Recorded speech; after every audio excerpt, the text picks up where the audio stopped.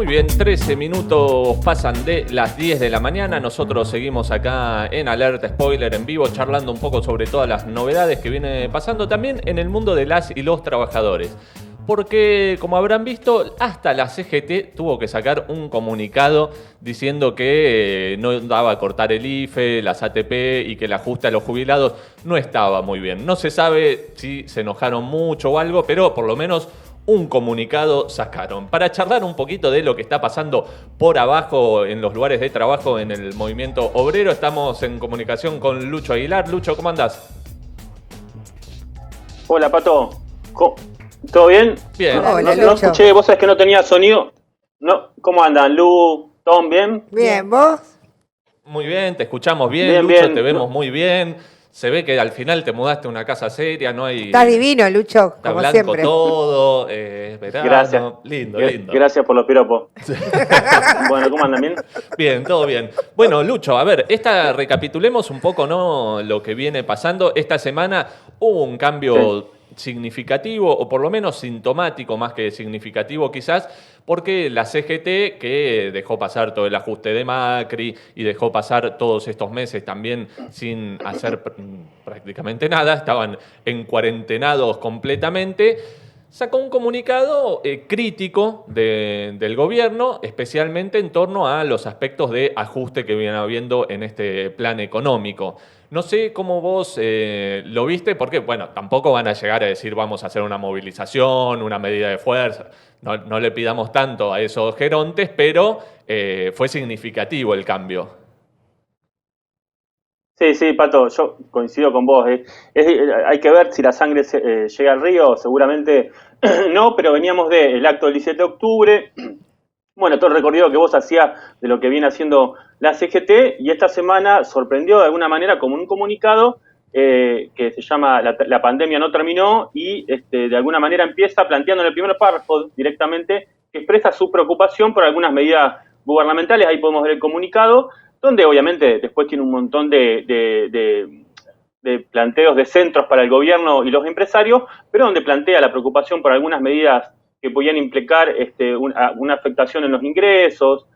Obviamente también ahí contrabandea un poco la cuestión que le preocupa, que es los sectores patronales, obviamente a los que responde cada gremio, que pueden no recibir el ATP y demás. Así que por un lado hay una preocupación cierta que yo digo, para mi visión es que por un lado expresa algo que pasa por arriba, que es que la CGT quiere un lugar en la mesa del pacto social, viene insistiendo con una mesa tripartita, así que una de las cuestiones, creo que es un llamado de atención al gobierno también para que las decisiones no sean unilaterales, quiere discutir el ajuste de alguna manera la CGT, así que por un lado eso, y también obviamente hay una interna en la que el moyanismo empezó estos días, tuvo una reunión ayer el Frente Sindical, quiere empezar a salir a las calles en modo oficialista, pero seguramente en otra modalidad que la CGT, que obviamente lo único que hace es Zoom, y fue la primera reunión presencial después de un año. Por un lado, eso por arriba, ¿no? Pero también es un síntoma... Antes de pasar a qué está pasando ahí por abajo, un datito, no sé si la sabes, a ver, te tiro así penal. A ver. ¿Quién estuvo a la derecha de la CGT? Es difícil, ¿eh? ¿Quién estuvo a la derecha? Ay, no. Vi Hugo que Yasky, tuiteaste algo, pero el de la cuando CTA. quise ver el... Hugo Yasky, diputado. Ayer lo escuché, estaba en la radio ahí de los amigos y amigas de La Patriada, que dijo que no le parecía lo de la CGT mucho, que en realidad lo de los jubilados no era un ajuste. O sea, Hugo Yasky de la CTA completamente justificando el ajuste. A la te tenés que quedar, ¿no? A la derecha de la CGT, ahí sí que está la pared. A la derecha de Cavalieri, ¿te imaginas? Que habló de medidas de fuerza. De Andrés Rodríguez, más madera. Bueno, pero yo creo que ese, Pato, después lo charlaremos otro día, pero va a ser uno de los problemas de Moyano y también de Yasky y demás, que es que ¿cómo hacer para ser oficialistas en un momento en el que el gobierno se pone más conservador, como contaba Lucía hace un rato, bueno, como venimos charlando, que son las medidas que empieza a tomar tanto con los empresarios como con el FMI. Así que eso por un lado por arriba, pero por otro lado creo que lo interesante es que para mí refleja también lo que decías vos al principio, que empieza a pasar algo. Entonces la CGT está preocupada un poco por las medidas de ajuste que puede llegar a tomar el gobierno, y algo va a tener que hacer la CGT, así que por lo menos empieza a hacer declaraciones, Y por otro lado, lo que empieza a pasar en los lugares de trabajo, nosotros veníamos reflejando todo el tema de la toma de tierras, también que expresa a los sectores más precarizados de la clase trabajadora, los que más perdieron, que quedaron en la calle, así que tuvieron que rebuscárselas.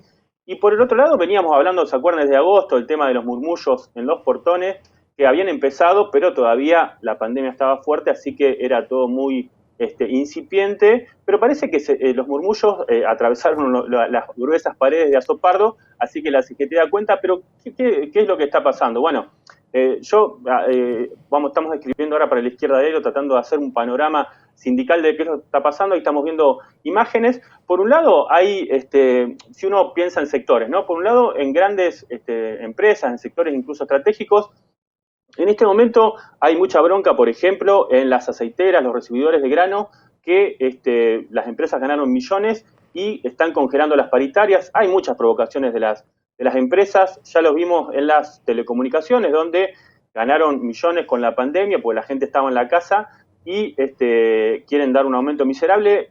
Hubo un paro con un altísimo acatamiento en las telecomunicaciones.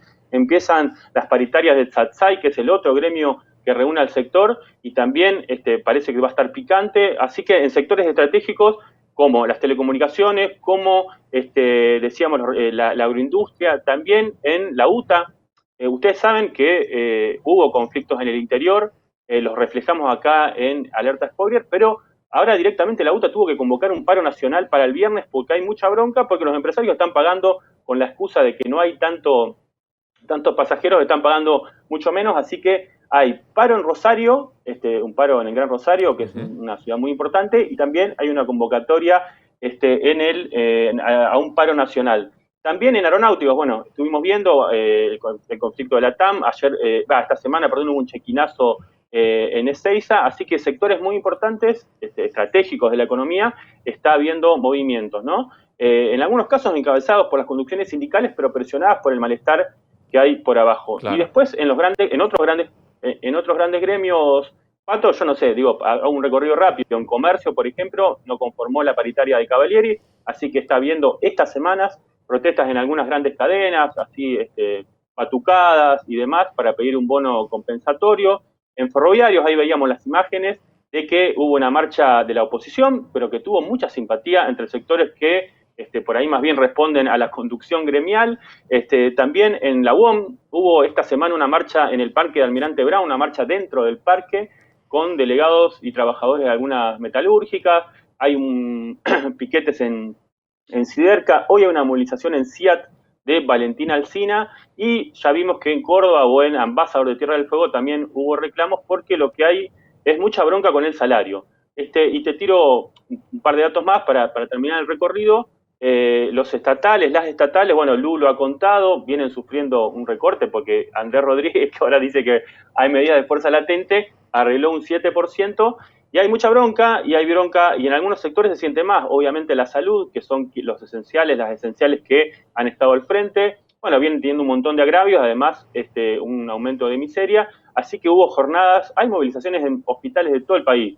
La verdad que desde Jujuy a Tierra del Fuego hay jornadas, y hubo 2 jornadas esta semana, una el martes y otra va a ser hoy, convocadas por 2 sectores lamentablemente divididos de los gremios de la salud, pero que muestran que hay un malestar que, a pesar de que todavía es incipiente, y eso vamos después a tratar de sacar alguna conclusión, sí muestra que hay mucha bronca y que empieza a haber respuesta. Y también en los municipales, que es otro sector que los trabajadores estatales, que vimos como en Jujuy cobran de 3.500, 5.000 pesos, así que volvió el perro Santillán. Hubo cortes en varios lugares de la provincia de Jujuy, bastante importantes todos ellos, y la otra movilización muy importante es la que está viendo en Córdoba, que veíamos imágenes recién, donde los municipales, a pesar de la represión del gobernador y el intendente peronistas, volvieron a movilizarse porque los están atacando, le están haciendo un recorte salarial. Entre todo ese recorrido y la juventud, que también ya vimos en Pedido Ya, en el Parque La Costa, que toma ya hacia un de gente bien, donde peligran 500 puestos de trabajo y los pibes se están empezando a movilizar, o en Conecta Rosario, donde hubo un paro por condiciones de trabajo, por suspensiones. La verdad que yo creo que se va armando un panorama en el que parece que si bien es incipiente, empieza la bronca que viene contenida por la pandemia y demás, empieza de alguna manera a expresarse en las calles. Incluso el Observatorio de la CTA, que intenta hacer de alguna manera una medida de la conflictividad laboral, dice que han aumentado no solo la cantidad de conflictos, sino también la intensidad. Lo que antes eran por ahí pequeñas protestas, o bueno, comunicados y demás, ahora se empiezan a expresar como medidas de acción directa, ¿no? Mirá, sí, Lucho. En Córdoba las trabajadoras de limpieza se movilizan por salario, mejores también condiciones laborales y contra los despidos. Eso. Acá sí, justo nos escribe Rebeca ahí en el canal de YouTube. Sí, el informe que das vos, que además muestra, ¿no?, también cómo conocés de punta a punta lo que pasa en movimiento obrero en el país, pero me da la sensación que, a ver, algunas cosas. Recién estamos saliendo, por lo menos en el AMBA, del aislamiento obligatorio. O sea que me parece que es parte del descongelamiento de una situación que venía, que se vieron muchas tensiones por arriba, en el sentido de lo que vimos que pasaba con el dólar, con los banderazos, bueno, con Vicentín, ya lo que conocemos. Después se empezó a mover algo por los sectores que estaban más desesperados, que es lo que expresó un poco la toma de tierras, me parece, aquellos que no podían decir, bueno, aguanto un mes más o no sé, o tiro. Y ahora, bueno, ya se empieza a poner en cuestión qué pasa con las paritarias, qué pasa con las condiciones de trabajo. Me quedaba con una cosa, corregime, salvo en su enorme mayoría, me parece que son gremios de trabajadores que esenciales, digamos, que toda la pandemia se la pusieron al hombro, ¿no? Vos decías la UTA, por ejemplo, que están cobrando menos, pero siguen laburando, incluso, bueno, muy expuestos, ferroviarios, lo mismo, trabajadores de la sanidad, los aceiteros, que aparte hubo 3 muertes en COFCO el otro día y venimos de que le bajen las retenciones, Fernández le bajó las retenciones también. Entonces, todos sectores que siguieron laburando, las patronales siguieron ganando mucha plata y los laburantes, bueno, fueron pagando el costo de la inflación y de la reducción de salarios. Sí, Pato, coincido. A ver, digo, los agravios son para toda la clase trabajadora, ¿no? Hubo los primeros que perdieron los puestos de trabajo, eran los precarios, los que estaban no registrados, obviamente los que tenían salarios más miserables, pero efectivamente los sectores esenciales que siguieron trabajando, se tuvieron que bancar, obviamente, ni hablar de la salud, que ya hay 300 trabajadores y trabajadoras muertos y 54.000 contagiados, pero muchos de ellos siguieron trabajando y dicen, muchachos, ustedes ganaron millones, nosotros seguimos laburando y miren cómo nos pagan, ¿no? De alguna manera. Claro. Yo creo que ese es uno de los motores, una bronca acumulada, el relajamiento, de alguna manera, por lo menos en la zona metropolitana de la pandemia, hace que la gente se anima a salir un poco más a la calle, pero los motores son, sí, fundamentalmente el salarial, porque ya hubo una pérdida del salario real en 2019, las paritarias cerraron entre el 20 y el 30%, y ahora, la inflación es del 36%. Los motores son salariales, Lu, también muchas paritarias, aunque cerraron, están cerrando por debajo de la inflación del año pasado, ni hablar, e incluso por debajo de la expectativa falsa, obviamente, del 30% de inflación que estaba diciendo el gobierno. Totalmente, sí, totalmente falsa esa expectativa de inflación. Justo yo quería agregar que ayer también Guzmán, además de decir que iba a recortar el IFE, dijo que le diría a la CGT que mire un poco más fino porque no se está yendo a ningún ajuste. O sea, echando más leña al fuego o negando la realidad de que no se está yendo un ajuste, le salió a responder a la CGT, así que esto se está poniendo también más picante, ¿no? Y abre también una pregunta para ir ligando, ¿no?, los temas que venimos charlando. Bueno, vos hablabas del ajuste en conjunto con el FMI, ¿no? Porque siempre está el gobierno que le echa la culpa del ajuste al FMI, el FMI dice el que ajusta es el gobierno. Bueno, hay un plan de conjunto, hay un cogobierno, por eso decimos que es el régimen del FMI, pero que se nota el ajuste en jubilaciones, en salud, en las paritarias y en la inflación. Por otro lado, tenemos los sectores de movimiento que hay peleando por un techo, digamos, directamente, los sectores de la juventud precarizada, que veíamos, ¿no?, los de los Rappi, los Uber, incluso de cadenas de comidas rápidas. Se le suma esto de los sectores estratégicos y clásicos, por decirlo de alguna manera, del movimiento obrero. Ahí creo que retomamos comunicación con Lucho. Lucho, no sé si nos seguiste escuchando vos.